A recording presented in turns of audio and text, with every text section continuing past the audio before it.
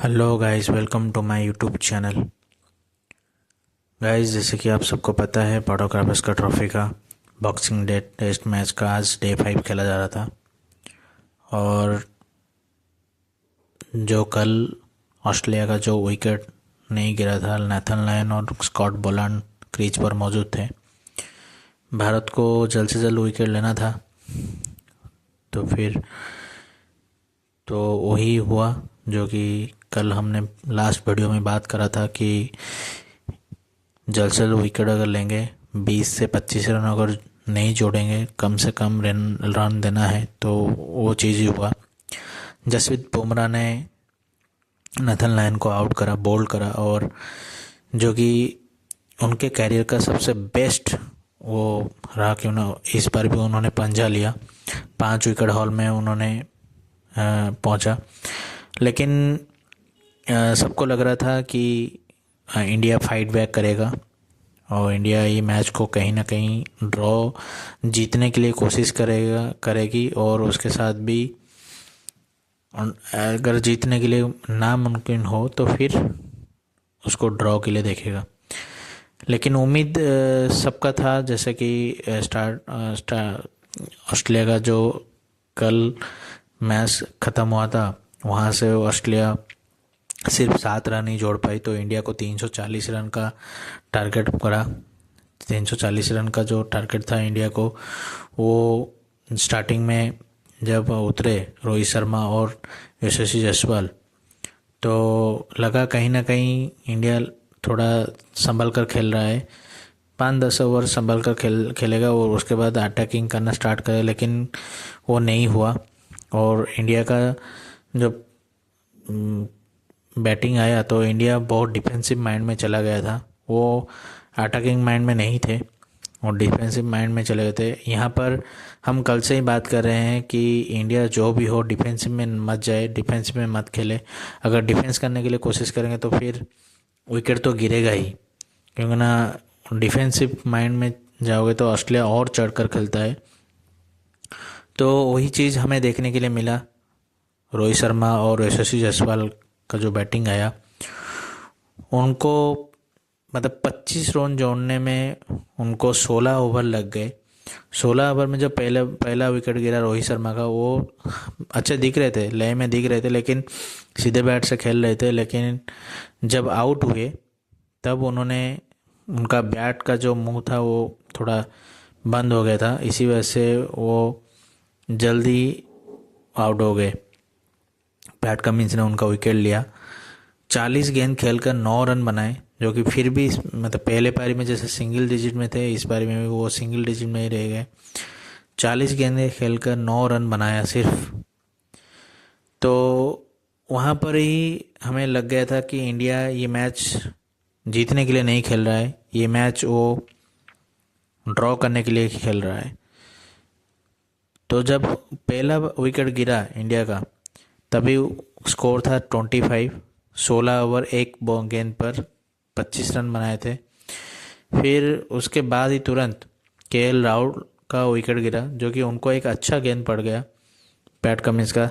एक ही ओवर में, मतलब 2 ओवर में वो उन्होंने इंडिया का 2 विकेट गिर गया था, जो कि 25 रन पर ही 2 विकेट गिर गया था और एक ही ओवर में गिरा था पैट कमिंस का। तब आए विराट कोहली। लगा कहीं ना कहीं विराट कोहली यहाँ से जो फंसा हुआ मैच है, यहाँ से वो ले जाएंगे, आगे ले जाएंगे।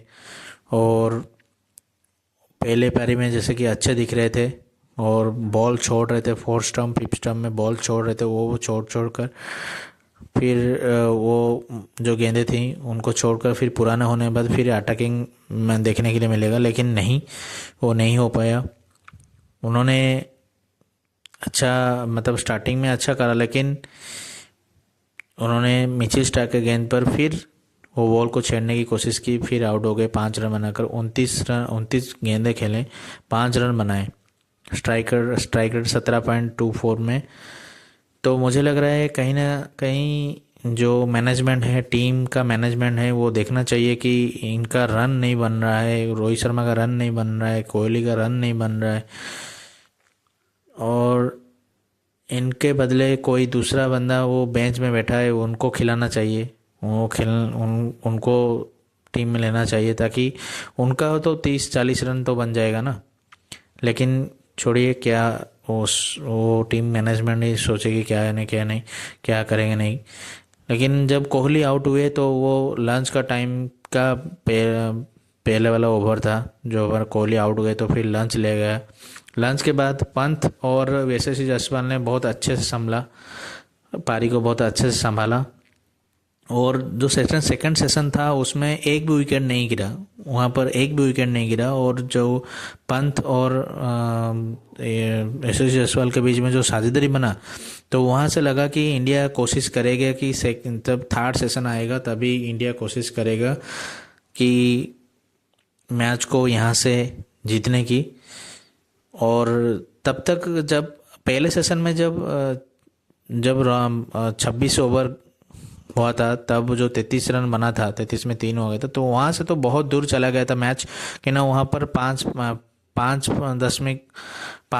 रन रेट चल रहा था, वो रिक्वायर्ड रन रेट था, तो वो पॉसिबल नहीं लग रहा था। वो अच्छे पारी या फिर अच्छे कोशिश के बाद जाकर वो कंप्लीट हो पाता था। लेकिन जब थर्ड सेशन आया तो लगा कि नहीं, इंडिया फाइट बैक करेगा और इंडिया कोशिश करेगा, चांसेस लेगा।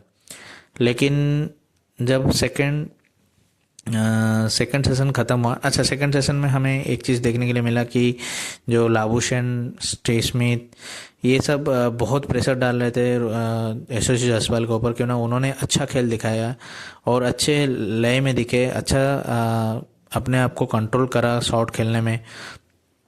तो एक देखने के लिए मिला बीच में, तो जो कि लाबुशेन वो बैट से तकरीबन 2 सेंटीमीटर दूर बॉल जा रहा था, उसको वो अपील कर रहे थे कि आउट है बॉल का। तो बहुत आज जो ग्राउंड में देखने के लिए मिला कि बहुत प्रेशर डाल रहे थे, बहुत बातचीत कर रहे थे ताकि वो फोकस ना कर पाए। शाम कॉन्ट्रास्ट तो वो पूरा लग गए थे कि इनिंग शुरू होने से लेकर एंड तक वो बातें कर रहे थे, जिससे किसी का भी वो फोकस ना रहे और अच्छी तरह से बैटिंग नहीं कर पाए। तो ये तो ऑस्ट्रेलिया का खासियत है, वो उनका प्लेयर का खासियत है, वो स्लेजिंग करना, बातें करना और फोकस ना रख कर, मतलब ये चीज़ हरकतें करना। तभी जो सेकंड सेशन ख़त्म हुआ तो इंडिया एक अच्छे स्थिति में था, 3 विकेट गिरा था। थर्ड सेशन जब स्टार्ट हुआ तो सबकी उम्मीद ये थी कि इंडिया फाइट बैक करेगा, इंडिया वो रन चेस के लिए जाएगा, लेकिन वो बात नहीं हुआ। जब ये देखने के लिए मिला, ताजुब था, हम सब ताजुब थे कि ट्रेविस हेड आए बॉलिंग करने के लिए। कहीं ना कहीं वो पर मिचेल स्टार्क को देना चाहिए था, स्कॉट बोलांड को देना चाहिए था, या फिर खुद पैट कमिंस भी आ सकते थे, लेकिन उन्होंने खुद ना आकर ट्रेविस हेड को दिया, ताकि कुछ ना कुछ लूज शॉट अगर पंत खेल जाते थे तो कहीं ना कहीं वो जो घुसने का एक दरवाज़ा चाहिए, तो तो वही चीज़ हुआ। पंत ने फिर लूज शॉट खेला और अपना विकेट वो फेंक कर चले गए। तो वहीं से स्टार्ट हुआ टर्निंग पॉइंट मैच का। उसके बाद रविंद्र पंत ने अच्छा खेल दिखाया था। पंत ने अच्छी साझेदारी भी बनाई थी। जब साझेदारी ख़त्म हुआ पंत का, तो यशस्वी जायसवाल और पंत ने मिलकर 88 रन बनाए थे 197 गेंद खेलकर। अच्छी स्थिति में ले आए थे, लेकिन पंत का वो लूज शॉट, वो खेलने वाला बॉल था, लेकिन वो उसको हवा में ना मार कर ग्राउंड में खेलना था। लेकिन छोड़े, जो होना है तो होगा। वो ऋषभ पंत आउट हुए 121 रन पर 4 विकेट गिरा इंडिया का, तो तभी बहुत दूर था इंडिया, तुरंत तो चेस होने वाला नहीं था। लेकिन रविंद्र जडेजा भी कुछ खास नहीं कर पाए, तो स्कॉट बोलांड ने उनका विकेट लिया और एक अच्छा गेंद पड़ गया, वो बहुत मतलब बाउंस होकर उनका वो एलेक्स कैरी के हाथों में कैच हो गए। फिर नीतीश रेड्डी आए, जो कि सबका उम्मीद ये था कि नीतीश रेड्डी आएंगे, अच्छा बैटिंग करेंगे, लेकिन नीतीश रेड्डी आए और नीतीश रेड्डी को नैथन ने एक अच्छा गेंद डाला, जो कि वो ना फ्रंट फुट में खेले या ना बैक फुट में खेले, तो वो आउट हो गए। कैच दे बैठा स्टीव स्मिथ को। यहाँ पर देखने की बात ये थी कि स्टीव स्मिथ का जिस तरह का कैच लपका, तो देखा गया कि उनका फिटनेस बहुत अच्छा है। क्यों ना 4 दिन फील्डिंग करने के बाद फील्डिंग करने के बाद बैटिंग करने के बाद भी उनका फिटनेस को देखना ये पड़ा कि उन्होंने एक अच्छा कैच लिया। और नीतीश रेड्डी आउट होने के बाद तो आया वाशिंगटन सुंदर, और वाशिंगटन सुंदर 45 गेंद खेलकर 5 रन बनाए, नॉट आउट रहे। लेकिन वाशिंगटन सुंदर और यशस्वी जायसवाल जैसे लग रहा था कि हाँ थोड़ा बहुत मैच को वो कंट्रोल से ले लेंगे, लेकिन वो नहीं हो पाया। यशस्वी जायसवाल जो कि पैट कमिंस के गेंद पर आउट हुए, और ये जो आउट था ये बहुत कंट्रोवर्सी स्टार्ट हुआ, क्योंकि ना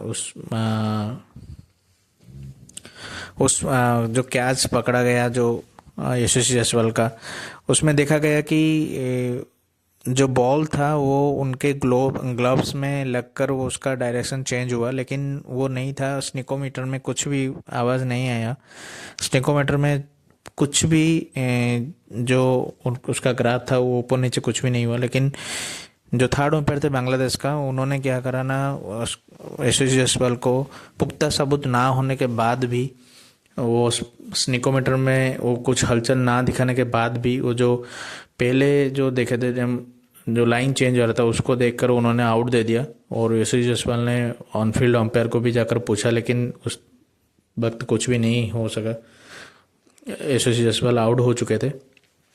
तो फिर इसको लेकर क्राउड में पूरा हड़बड़ी मच गई। क्राउड देखने वाला चीज़ था कि इंडिया का जो क्राउड था, फैंस थे, वो उन्होंने पूरा गुस्सा दिखाया ऑस्ट्रेलिया के ऊपर और चीटर बोलने लग गए। इससे बहुत कुछ हुआ। लेकिन जब आकाशदीप का विकेट गिरा तभी वो स्निकोमीटर में, मतलब रियल टाइम में अगर देखा जाए तो वो देख रहा था कि बैटमैन बॉल नहीं लगाया, लेकिन स्निकोमीटर में जो आवाज़ आया उसी हिसाब से उनको आउट दिया गया। तो ये बहुत मतलब देखा गया कि अंपायर का यहाँ पर जो गलत डिसीजन है, इसी वजह से आज इंडिया ने मैच हार गया। आकाशदीप भी बहुत कुछ कर नहीं पाए। आकाशदीप आए और अच्छे दिख रहे थे, अच्छे लय में दिख रहे थे, 17 गेंद खेलकर 7 रन बनाए।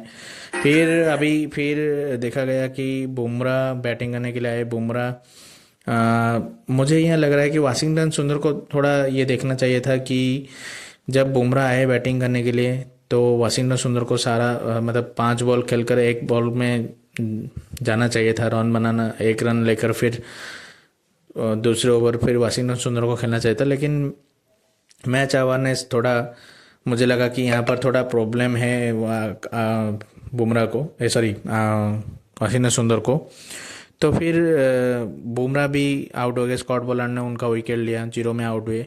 फिर आए सिराज, तो वही चीज़ देखने के लिए मिला, वाशिंगटन सुंदर सिराज को खेलने के लिए ये कर रहे थे, बॉल दे रहे थे, तो स्ट्राइक दे रहे थे। तो इसी वजह से मुझे लगा कि वाशिंगटन सुंदर को जाना चाहिए था इसमें। छोड़िए, सिराज लास्ट विकेट गिरा सिराज के हिसाब से इंडिया का, और जिसमें सेलिब्रेशन देखने वाली बात थी। लेकिन वो जो विकेट के बीच मतलब जब टैलेंटर आए बैटिंग करने के लिए, वाशिंगटन सुंदर हो या फिर आकाशदीप हो, तो तभी देखने के लिए मिला इंडिया का और ऑस्ट्रेलिया का जो बैटिंग, यही डिफरेंस देखने के लिए मिला रोहित शर्मा और पैट कमिंस के बीच, जो कैप्टेंसी में डिफरेंस देखने के लिए मिला। पैट कमिंस ने पूरा अटैकिंग का कैप्टेंसी करा, जो कि इंडिया का जो टैलेंट थे जैसे कि आकाशदीप, बुमराह और सिराज, जो 3 विकेट था, वो सारे फील्ड को ऊपर बुलाकर 8 फील्डर को वो बैट्समैन के आसपास वो जगाए थे। लेकिन वो चीज़ गलतियां देखने के लिए मिला रोहित शर्मा का, जब नेथन लायन और स्कॉट बोलार्ड बैटिंग कर रहे थे तो इंडिया वो पूरा खुला होकर रखा था। तो इसी वजह से मुझे लग रहा है कहीं ना कहीं वो जो नेथन लायन और स्कॉट बोलार्ड का जो पार्टनरशिप है, उससे मैच बहुत दूर चला गया इंडिया के हाथ से। तो इसी वजह से इंडिया का जो 55 रन या 60 रन जो था वो पार्टनरशिप में, 61 रन का जो पार्टनरशिप था, तो वहाँ से मैच वो मोमेंटम ऑस्ट्रेलिया के पास ही चला गया था। और आज सुबह वही देखने के लिए मिला। आज एक सभी इंडियन फैंस को मतलब दिल टूटा है उनका, मेरा भी टूटा है। तो देखते हैं कि वरना WTC तो और इंडिया नहीं जा, मतलब लगभग नहीं जा पाएगी, 90% चांस है वो नहीं जा पाएगी, क्यों ना सिडनी में बारिश होने का चांसेस है और ड्रॉ होने का चांसेस सिडनी में ज़्यादा है। देखते हैं क्या होता है क्या नहीं गाइस। अपडेट पाने के लिए मेरे चैनल को सब्सक्राइब कीजिए, लाइक कीजिए, शेयर कीजिए और बेल आइकन को हिट कीजिए। Thank you so much.